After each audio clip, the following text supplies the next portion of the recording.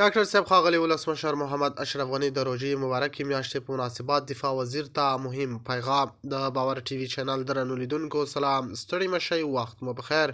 د افغانستان پخوانی ولسمشر اشرف غني د روژې مبارکې میاشتې په رارسېدو سره د هیواد دفاع وزیر ملا محمد یعقوب مجاهد ته یو مهم پیغام استولی دی.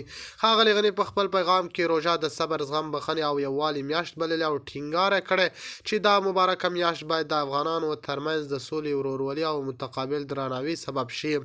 هغه ویلي چې افغانستان له اوږدو جګړو او ستونزو تیر شوی او اوس وخت را رسېدلی چې ټول لوري د یو بل منلو او ملي یووالي لپاره عملي ګامونه پورته کړي.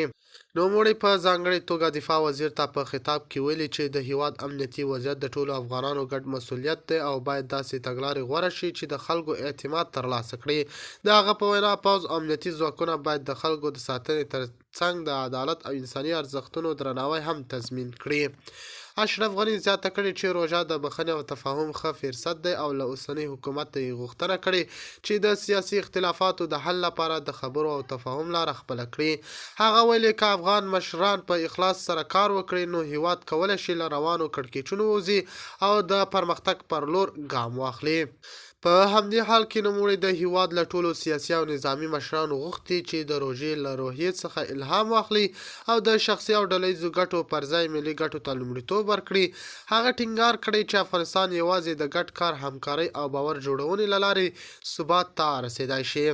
کارپوهان هم باور لري چې دا ډول پیغامونه که څه هم سمبولیک بڼه نه لري خو کولی شي د سیاسي فضا په نرمېدو کې اغیز ولري او د راتلونکي خبرو اترو لپاره زمینه برابره کړي. په پای کې اشرف غني د روژې مبارکې میاشتې مبارکي ټولو افغانانو ته ورکړي او هیله یې څرګنده کړې چې دا میاشت به د سولې، ثبات او سوکالۍ پیل وګرځي. د باور ټي وي چینل درنو لیدونکو دا و زموږ ته د مهال چمتو کړی خبر. تربیه خیر.